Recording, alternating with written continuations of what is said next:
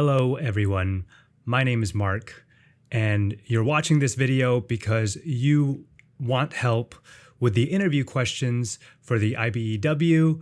You are wanting to become an electrical apprentice. You've applied to the apprenticeship at your JATC, and you're just wondering about the interview questions. And I recently went through the interview process at Local 332 in San Jose. And I wanted to share my experience because I've been getting a lot of DMs in Reddit, and I thought it would be best to make this video to go over the questions that they asked me. To start the interview, they're going to ask, they're going to want to get you to talk. They're not going to directly say, tell me about yourself, or at least that didn't happen to me. How they started the interview for me is I walked into the room. I was greeted by the lead interviewer, and he sat me down and was like, "You got the room."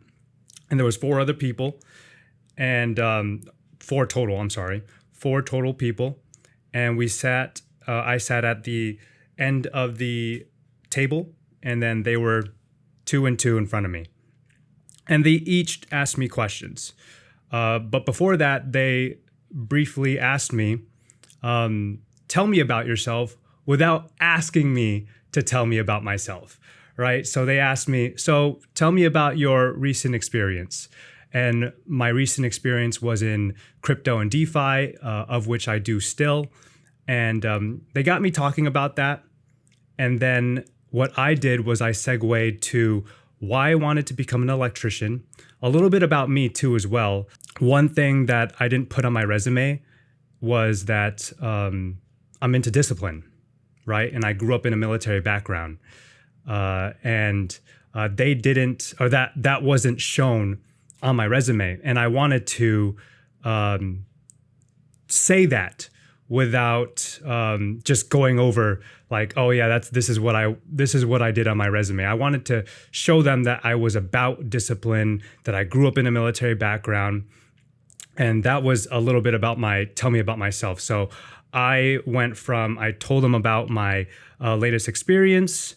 Then I talked about a little bit about myself and where I come from, and then they started asking me preliminary questions like, did you apply to any other locals? And I did. I applied to 617, of which I still need to do my interview with them. And then another person asked me, did I have what it took to become an electrical worker? And I talked a little bit about how I watched a whole bunch of YouTube videos, and I briefly talked about my workout schedule, how I ride the Peloton. I do a thing called the Dirty 30, which is 30 push-ups, 30 leg ups, and 30 squats when I don't ride the Peloton. And that kind of tied into like my military upbringing.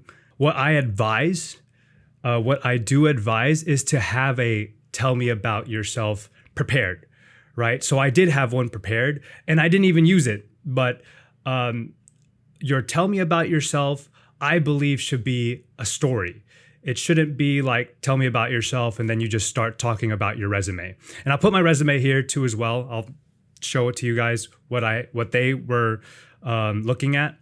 And I didn't really talk about my resume at all, like anything on there. So this is what I have for the tell me about yourself. So I'm just going to read it to you. My name is Mark Corpus. I grew up in a military household. My dad served 30 years in the Air Force and retired as a Chief Master Sergeant. Because of that, structure and high standards were a normal part of my daily life. My childhood was spent in Japan, Guam, Italy, and Germany, and moving around shaped who I am today. Saturday mornings started with cleaning the bathrooms, vacuuming the carpets, and polishing the furniture. And none of this was optional. That routine built a foundation in me early on. Handle your responsibilities before anything else. At 18, I left Germany and moved to California, where I earned my bachelor's degree in biotech. Before graduating, I completed 12 weeks of Marine Corps Officer Candidate School. I chose not to commission, but looking back, I stepped away from a structured, team-driven environment. It's interesting how life brought me right back to that same kind of path years later. That's what brings me here. I'm looking for a long-term career where the work matters and the standards are high. Everything in my life led me toward this kind of environment, and I'm ready to earn my place in it. You see what I did there? So I just told a little story about like myself, and then I tied it to why I'm here, why I'm sitting in front of them, because what I want is I want a long-term career. I also mentioned my why. Again, that's my long-term career. And in the interview, though, I did mention my why, which was I want to be an electrician because I don't want my wife to work. I'm 33 years old and I want to have kids. And it's time, I've worked a lot of jobs. I've worked a lot of jobs in my career, and it's time for me to settle down and to build, right? Build, and also, again, build this long-term career in order to, one, get my wife to step down from working and to have kids, right? I made sure they knew that why.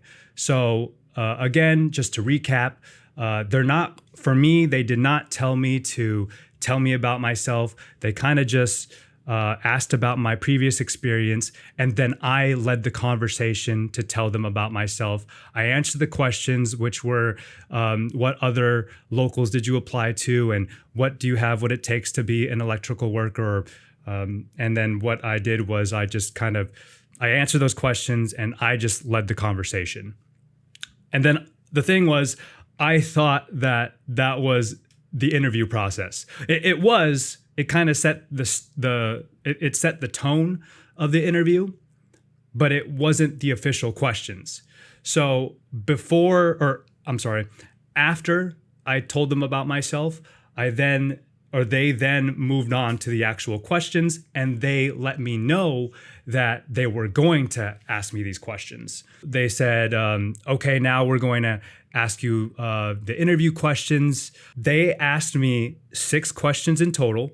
It went from my left, and then this guy at the back left, and then this guy to the back right, and then front right, and then they just went in a circle again. 6 questions. Oh, well, this guy didn't ask me questions, but I remember these two asked me questions. So depending on how you are in the interview, they're going to just continually ask questions. If you don't follow the format they tell you to follow, which is the SAR method, which is the SAR method, which is a situation, action, and result. It's basically the STAR method. The T stands for task. So when you do the SAR method, what you're going to do is just mesh the situation and task together. When you answer these questions, you're just going to want to communicate your experiences, right? Because you do have these experiences. Whether that be you in high school, or whether that it be you only have one job in your career, or maybe 2 jobs in your career, you have these experiences. You even had these experiences hanging out with your friends, or like playing Call of Duty, right? Because when you're playing Call of Duty, for example, you're communicating. And with me, I played a lot of Apex. And you're communicating with your team, and you kind of know like what your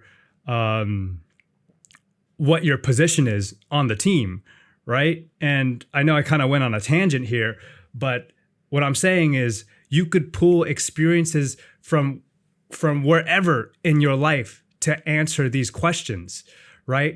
Don't read a question, or better yet, don't go after my answers and kind of form them to be your answers, right? Everyone has different experiences. Just what you need to work on is how to communicate that experience to them, right?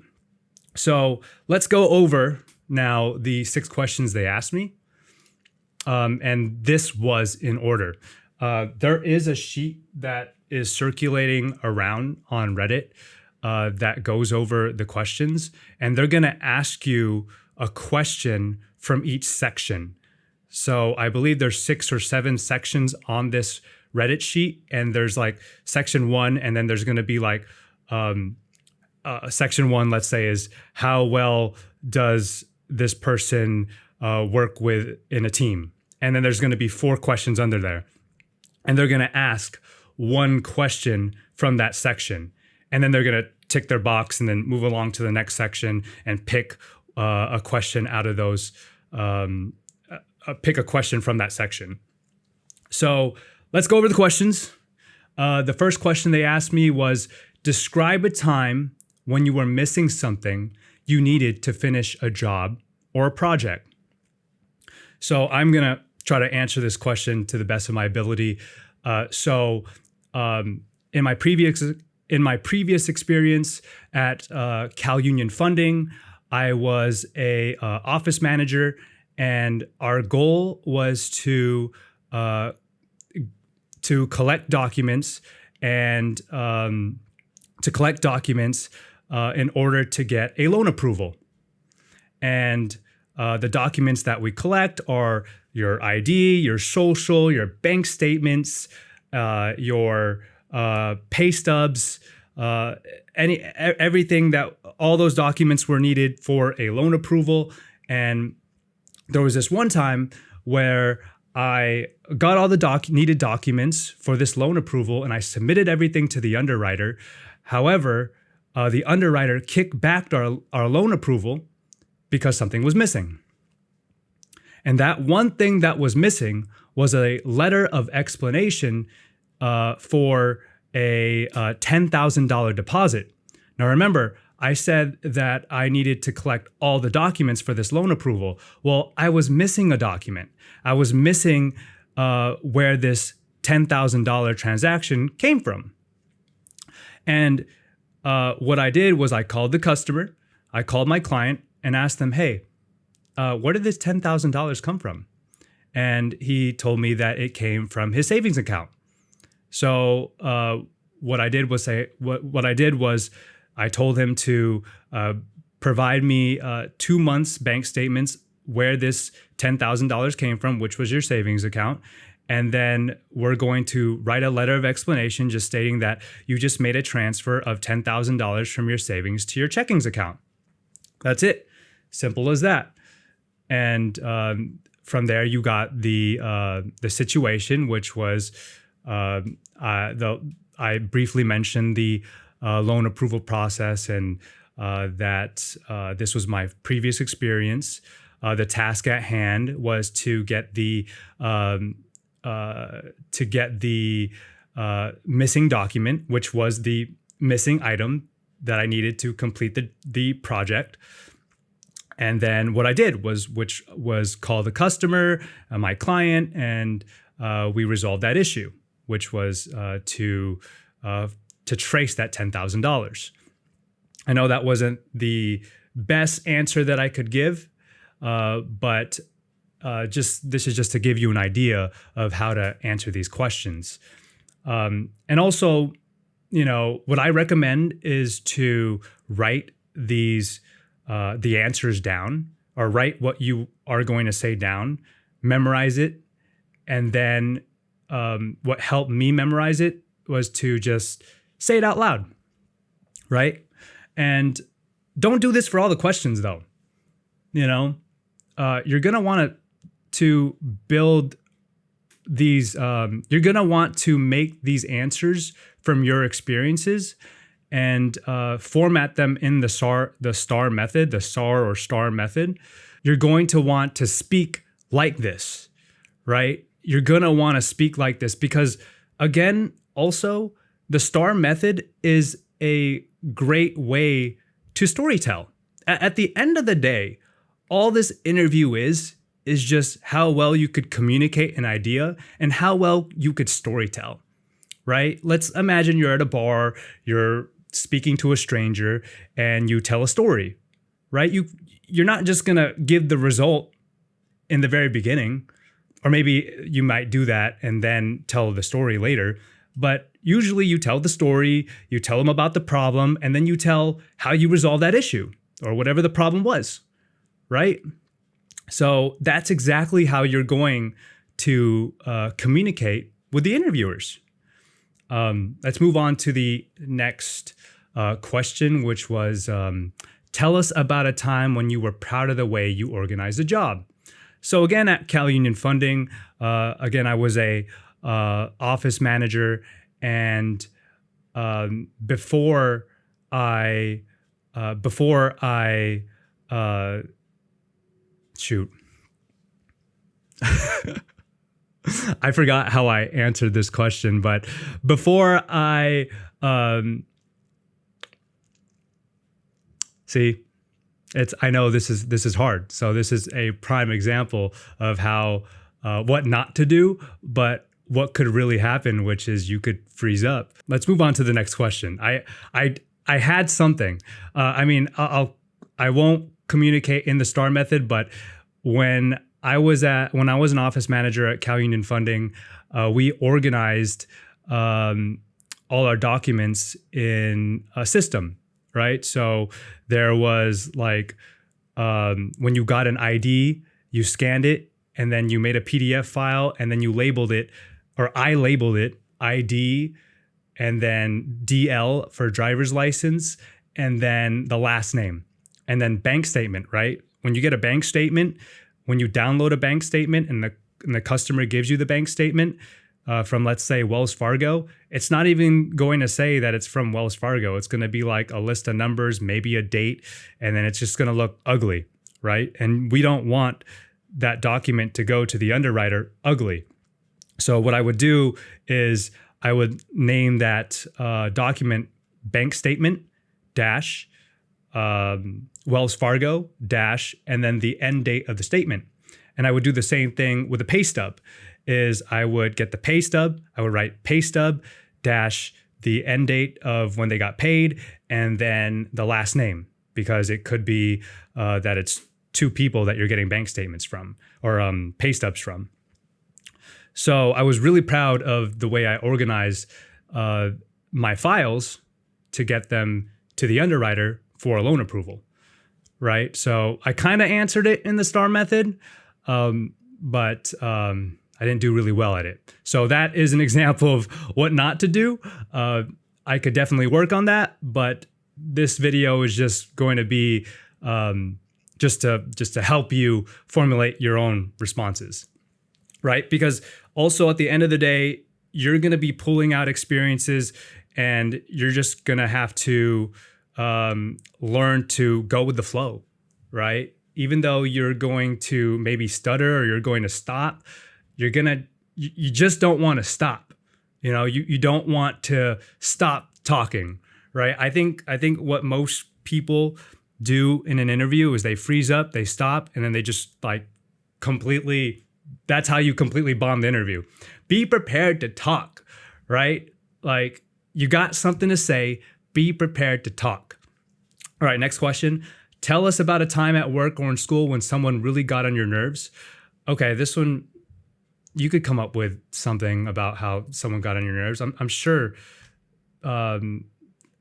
people could relate on this. What I did, I used to be a manager at Panda Express, and what really got on my nerves was when people would come in late, right?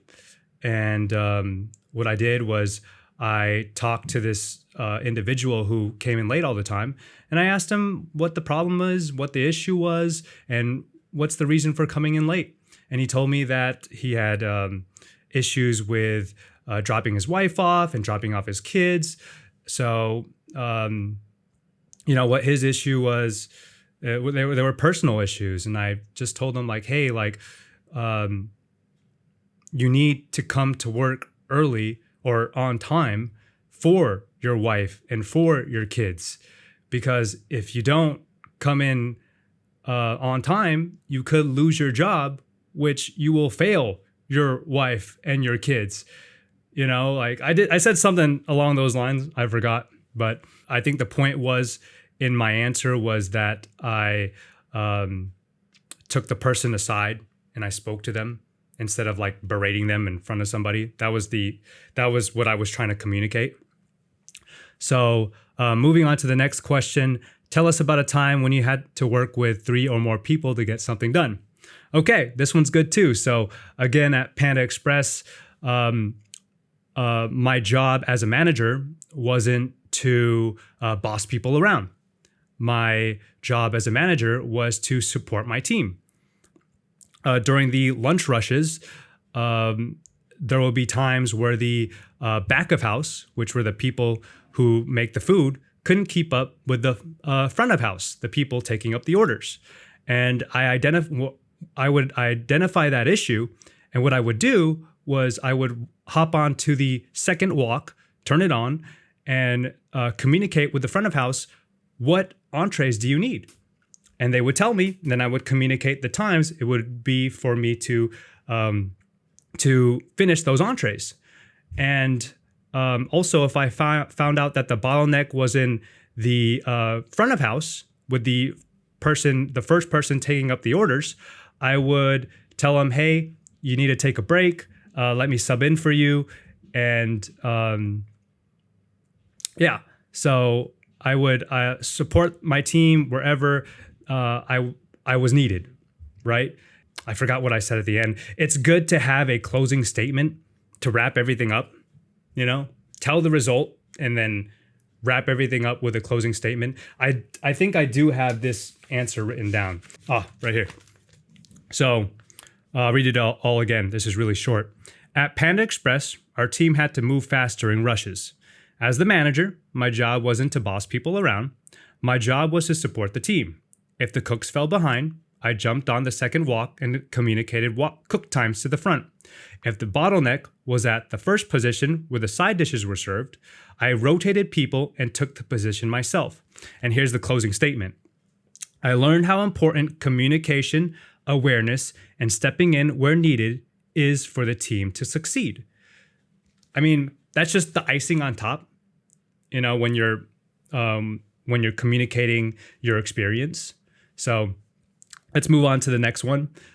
Think of a time when the instructions you received from a teacher or supervisor were not very clear about how to complete a specific task.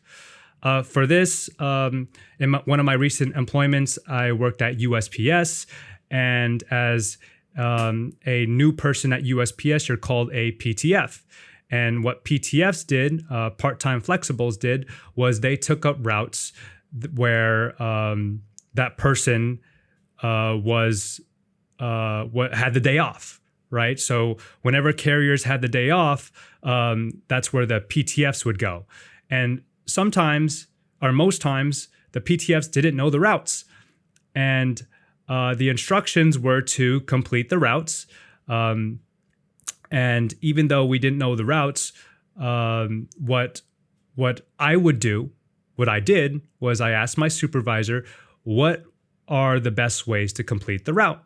And I would also ask the people next to me on the other routes. I forgot what the other cases where what tips and tricks do you have for me to complete this route?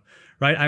The main point I'm trying to communicate here is that I would ask people for help, right?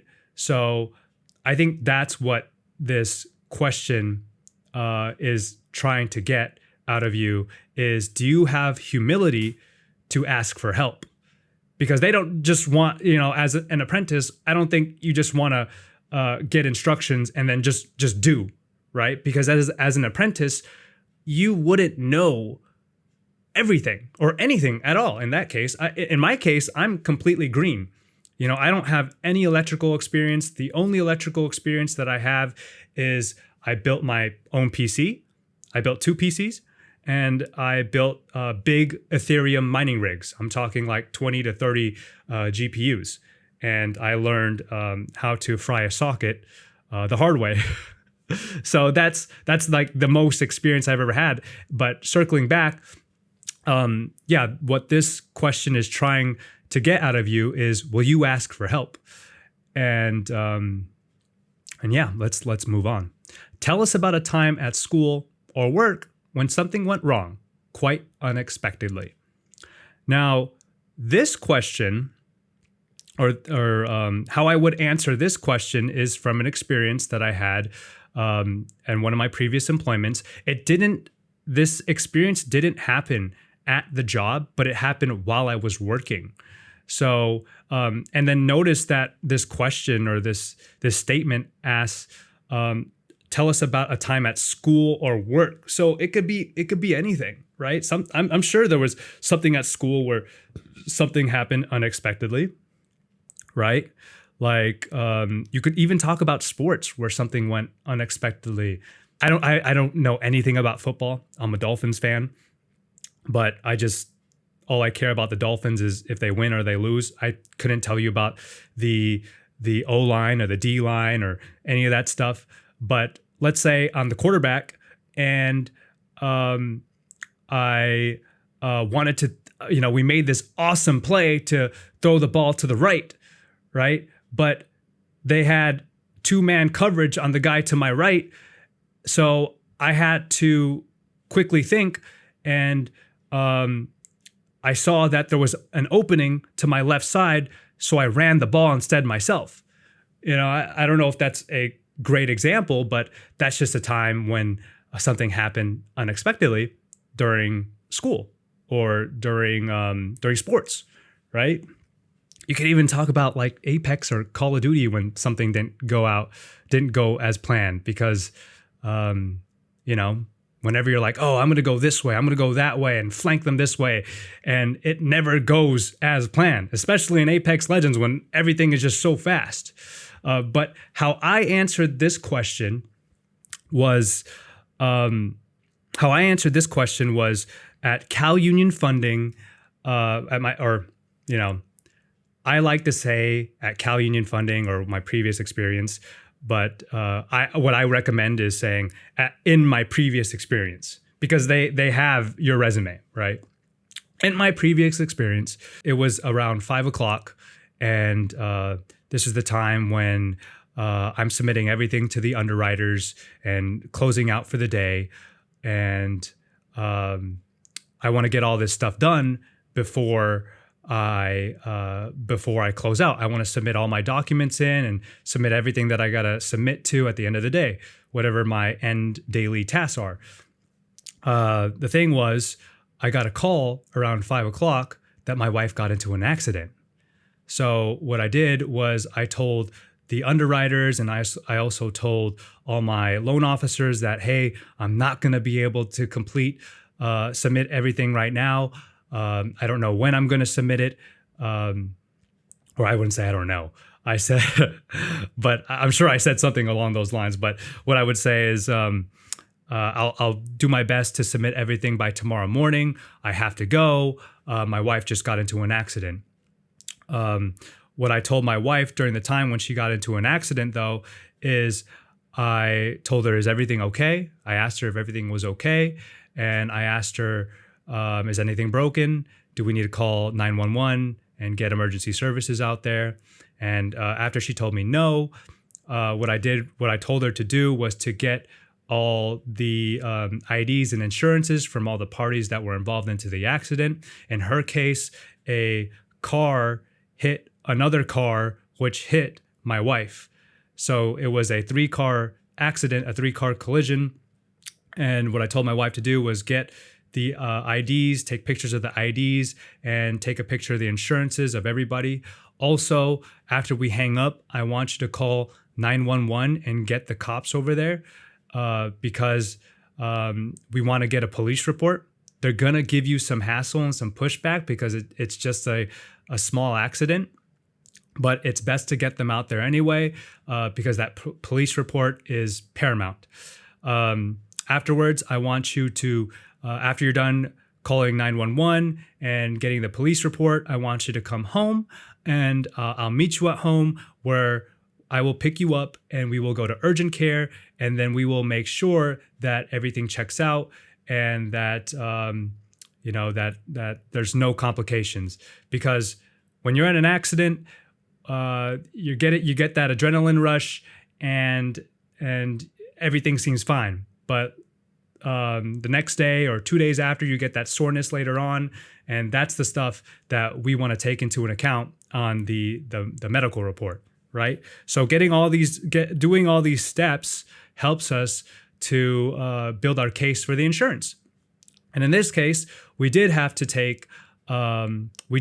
sue. I used a better word, but we did have to sue the other party, and doing all these steps ensured that we won that case. Oh, we took legal action. That's the word I used in the interview. We took legal action, and performing all those steps helped us win that case. So I know I babbled a lot, but on Reddit, a lot of people were DMing me about how to answer the questions and what questions they asked me. And I really just wanted to get this video out there for you guys. And I really want to help you guys out too as well, because I know that there are a lot of people that are going for this electrical apprenticeship. And, I want to pay it forward too as well, because my pastor helped me. He grilled me with questions, and he taught me how to think on the fly, right? Because that's what you're doing. You won't know the questions that they're going to ask. You'll have an idea of the questions they're going to ask. That's why I don't recommend that you study the questions and then kind of just memorize them. I did say that you should write down and memorize, but just do that for like a couple. And then after you get used to that, then just kind of pull experiences out from yourself and then answer the questions in the SAR method, right? So get your girlfriend, get your wife, get your husband, your significant other, or a friend, and ask them to ask you questions. And then you answer them to the best of your ability so you can get to practicing, right? And I hope you're watching this video a couple of weeks before your interview and not like a day before your interview, right? Because I hope you have practice. Anyway, this was, I've been talking for 30 minutes. I wish you luck. And I hope to be, for the apprentices that are already apprentices or already linemen, I hope to be part of the brotherhood soon. I do want to be an electrician because, yes, I want to build a long-term career in the electrical trade. And I do believe that one of the things is I do believe AI is taking over. And I believe the best way to pivot is to join the trades, any trades. And the one that interested me the most is an electrician. Anyway, my name is Mark. Those were the interview questions that they asked me. I'll see you on the next video. If you have any input, please leave them in the comments for people to read, because I'm sure a lot of people have questions and you have the answers. Bye.